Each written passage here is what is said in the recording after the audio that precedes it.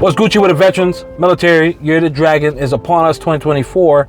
Hey, let's best prepare you for those compensation and pension exams, commonly known as C&P exams. Let's get into it. So, first of all, whenever you get to a C&P exam, well, it's some prep before you get there, but you submit your claim, cool. You're waiting a couple of weeks, couple of days, couple of months for that infamous compensation and pension exam. Okay, cool. Now you got it. What do? You just go in there, fucking like, hey, how you doing, doc? Where the benefits at? No. You want to best prepare yourself.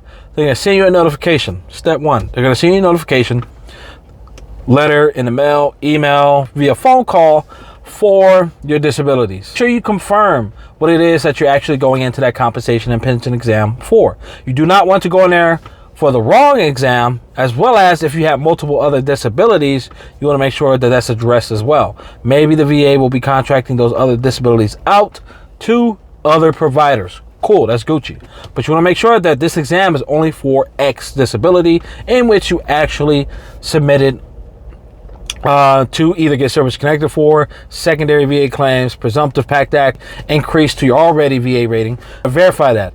Cool. Once you verify that, you schedule it. Okay, cool. What's the next step? The next step is going to be download the DBQ.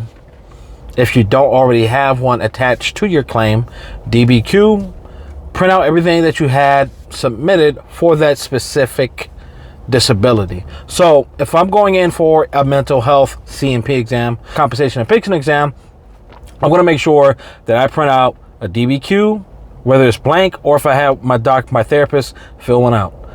You know, all of my medical evidence, if it's for an increase, all of my significant doctor's notes with my therapist stating, and you know, them writing shit to the increased criteria. The increased criteria for all mental health is going to be symptomology, increased in severity, as well as new additions, as well as impacts to your personal life, impacts to your work life. Now, the way you capture your symptomology, your therapist, psychiatrist, they should be writing all of this down if you're talking to them on a one-on-one basis.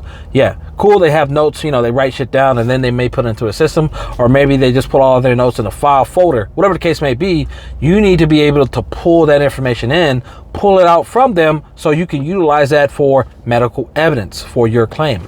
Okay, cool. If they're writing this down, new symptomology, you know, suicidation, you know, self-harm to oneself, you know, you're not sleeping, insomnia, this is a new diagnosis, blah, blah, blah, blah, blah, you know, anxiety, now depression, you know, this is guaranteed PTSD, whatever the case may be, you know, and you know, stuff like that. When it comes to impacts to your personal life, the therapist is writing down, yes, you know, veteran has lost, you know, drastically decreased communication, as well as, you know, willpower to actually try to maintain a relationship with their spouse, significant other. Their kids don't like them. Their family has stopped talking to them due to an increase in their symptomology, in anger, rage, you know, inconsistency. They're not taking showers.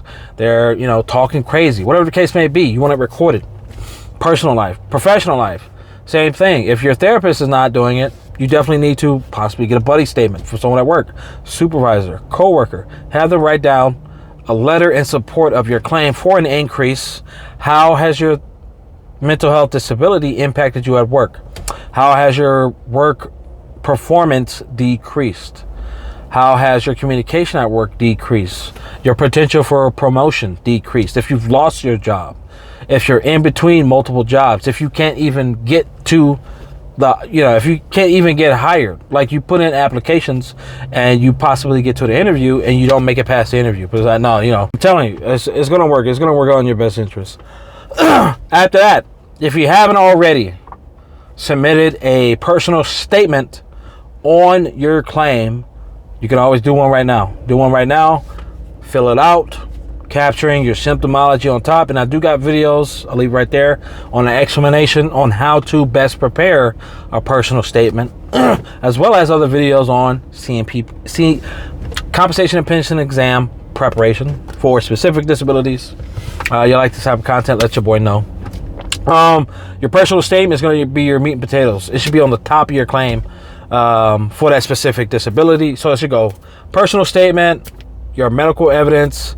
If it's your first time, diagnosis, symptomology, increase, anything specific for the criteria needed for each individual disability at the VA and the VA that they're looking for, as well as DBQ. So whenever you go into the exam, you want DBQ blank or filled out, but you mainly want to have it so you can follow along with the questions. Make sure that every question on that DBQ, that disability benefits questionnaire, is being asked of you. You have sufficient time to respond to it, and you want to make sure that you're keeping that examiner honest by asking you all the questions, and you want to keep yourself honest so you can actually answer them as well.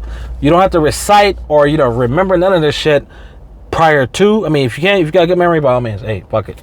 But if not, take in the DBQ. You don't lose anything by taking in the DBQ with you. Next, everything that you submitted for that individual disability for service connection or increase, pertinent medical evidence, buddy statements if you haven't, and symptomology impacts your personal work life if it applies.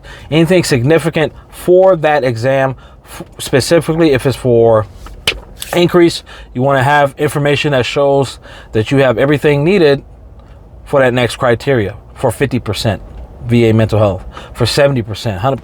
And the C&P exam is pretty much a formal interview.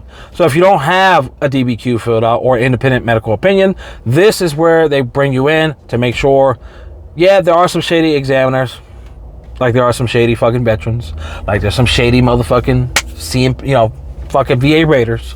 But you want to make sure that you put yourself in the best position. You take all this into the C&P exam. If you're asking every question, even the shortest DBQ, 2-3 pages, should be at least 25 to 30 minutes. You should not be going into an examination, you're spending more time in the lobby than you are in the actual room. And, story time. Like when I went in for my increase for mental health, I was only service connected for insomnia, 30%. And when I went in, I had everything I needed. I went in, spoke. I waited for about 10 minutes in the lobby. Cool. And then as soon as I went into the room to speak with the therapist, he was an older guy, older gentleman, crazy ass dude. But he was trying to tell me already, how you doing, blah, blah, blah. 30% is the best. It's the highest I've seen insomnia be secondary to a disability. You should be grateful, all this shit. So that's when I started, I started cutting up. I got scared too. He got scared.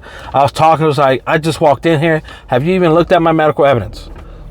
Anything. And I had everything with me. Same thing I'm telling y'all, I brought it in with me. I was like, okay, well, how do you figure this? And then he can sense the tension rising. I was like, how do you figure this? You haven't reviewed my medical evidence. You haven't asked me any question off of the DBQ, which is 8+ pages. Regardless if it's an increase or an initial time, that examiner needs to go through every question. Every question. It's not copy and paste.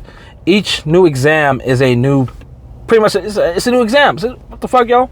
And I went in for an increase, and I was going to get my motherfucking increase. So between the conversation, I vocally expressed my concern and, pointed out all my information. At that point, I just slapped all of my medical evidence on the board, on the table, personal statement. I was like, I got all day. You can read every piece of documentation that I brought in here. Whatever you see in the system for you, I don't care if it's down or not. You better fucking call Neo and this motherfucker. Get into the Matrix. Get Tank in here. Get in that motherfucking system. Read my shit. Ask me these fucking questions, dog. Because I'm not wasting my fucking time coming in here for a 5-minute motherfucking... No. A 5-minute interview? This is for compensation. This is going to make or break if I slap you up inside your head or if I walk out of here, motherfucker, crip walk, I'm talking about, motherfucker, you know what I'm talking about? But, hey, I was like, nah, dog, what the fuck? Look at my shit, yo. Motherfucker, in between jobs, motherfucker. Goddamn, dog. Read my shit, baby. But, yeah, so, definitely, take control of your shit. Best prepare for it. Until next time. This motherfucking D-Bo out. Y'all like this type of content? Y'all know what to do. Like, share, subscribe. Comment your own experience. Let's see if I can help y'all. Y'all know what I'm talking about. Year, motherfucker, 2024. Year of the dragon. Year of the vet. Always, baby. Always.